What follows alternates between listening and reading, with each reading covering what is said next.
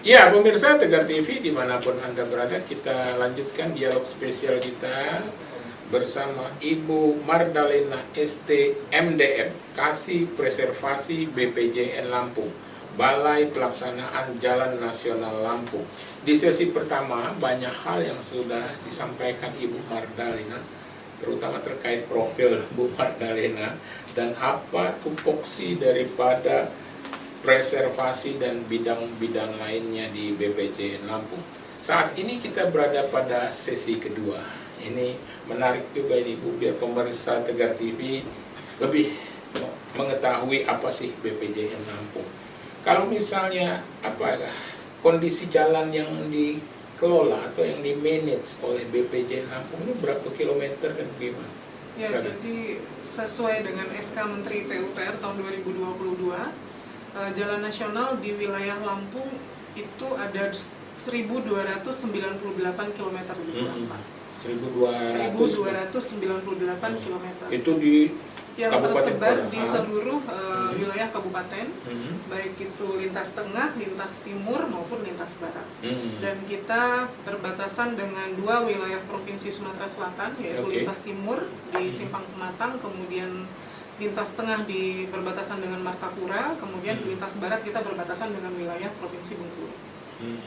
Itu ditandai oleh marka jalan, marka kuning. Marka kuning, Pak. Jadi yang membedakan kami sekarang sudah sejak beberapa tahun terakhir sesuai dengan arahan dari pusat untuk jalan nasional, memang kami diwajibkan untuk menggunakan marka kuning di tengah kalau untuk 2 jalur 2 lajur, atau di median kalau untuk 2 jalur 4 lajur. Contohnya kayak kita di depan jalan utama kita di Kota Bandar Lampung, misalnya di Zeta Pagaralam atau di Teguh Umar, itu marka kuningnya bukan di tengah lajurnya kan Pak, tapi di mediannya. Nah, tapi kalau kita ke ruas jalan yang hanya seperti di Walter Mongin Sidi, itu kan cuma 2 jalur, masing-masing jalur 1 lajur, atau bilangnya 2 jalur 2 lajur, itu marka kuningnya ada di tengah. Nah, itu untuk pembeda mana kewenangan pusat dalam hal ini yang dibiayai oleh APBN, yang dikelola oleh kami BPJN, mana yang dikelola oleh teman-teman Pemda. Kalau teman-teman Pemda mereka masih menggunakan marka putih seperti biasa. Tapi cukup panjang juga, 1.298 km itu ya. Panjang. Itu kalau jalan tol sendiri itu apa itu? Itu di luar jalan tol. Panjang itu di luar jalan tol. Kalau jalan tol, sebenarnya jalan tol itu termasuk kalau secara undang-undang jalan, itu termasuk jalan nasional. Namun bedanya dengan kita jalan biasa, kalau jalan tol kan ya pasti berbayar. Dan dia juga punya spesifikasi lebih tinggi daripada jalan kita. Kemudian tingkat standar pelayanan minimalnya juga lebih tinggi daripada jalan nasional. Karena memang mereka berbayar. Jadi kan kita mau bayar sesuatu pasti harus kompensasinya dapat dong Pak. Gitu. Ini terkait, ini banyak pemirsa juga mungkin bertanya itu terkait kemantapan jalan nasional ini gimana sih? Ya, kalau boleh saya share data sedikit Pak, kalau di kami per saat ini kemantapan jalan nasional di wilayah kerja BPJN Lampung lebih kurang 92%.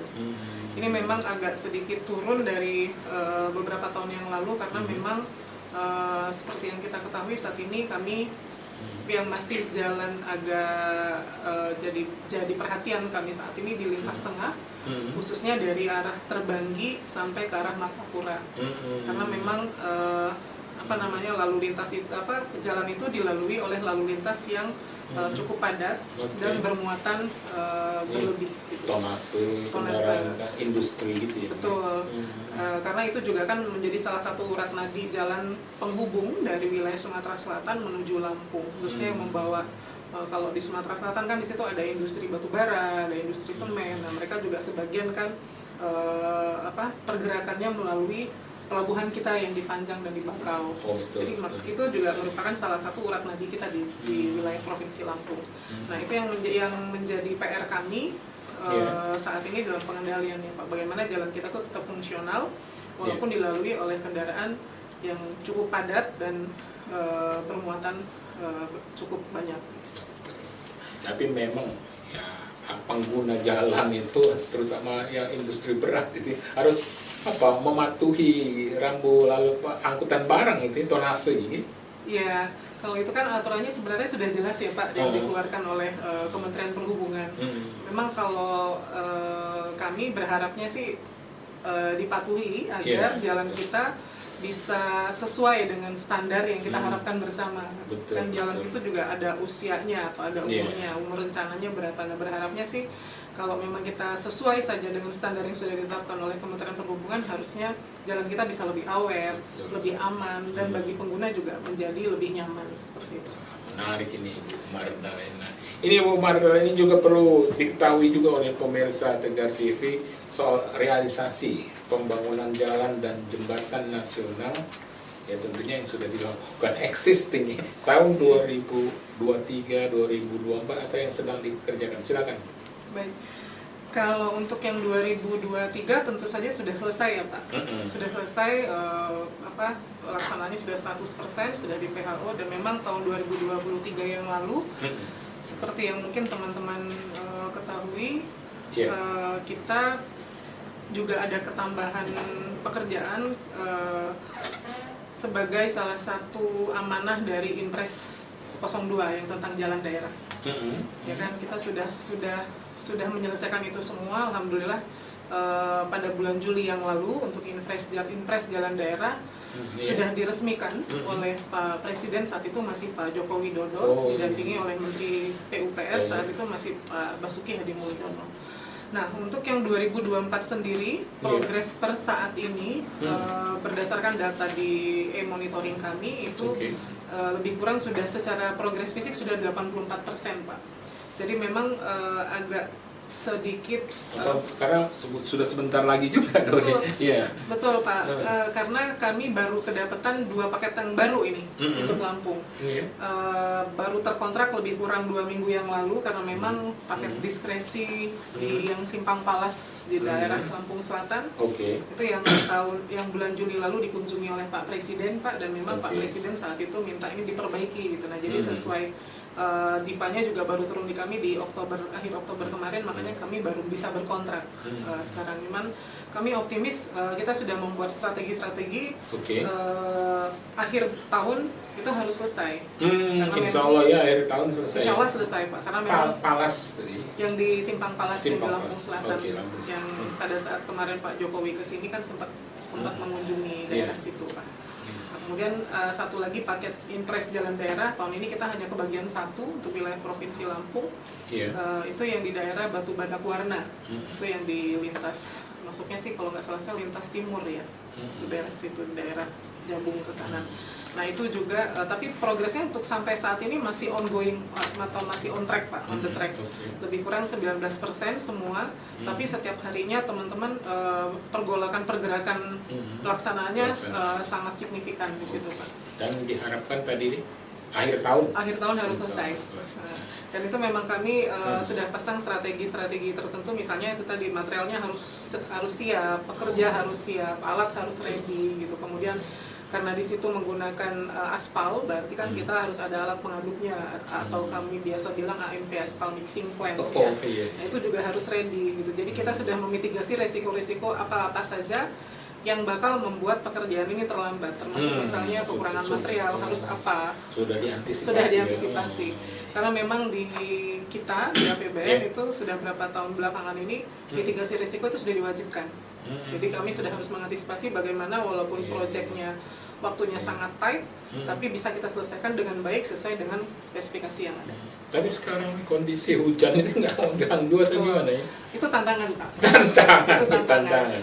Betul. Jadi memang yang menjadi tantangan terberat teman-teman khususnya 2 paket baru ini adalah kondisi atau cuaca ya Pak. Cuaca. Cuman kami yakin kalaupun misalnya hari ini hujan, kan nggak mungkin seharian hujan. Mungkin ada waktu celah keringnya, entah itu malam atau mungkin di pagi hari gitu.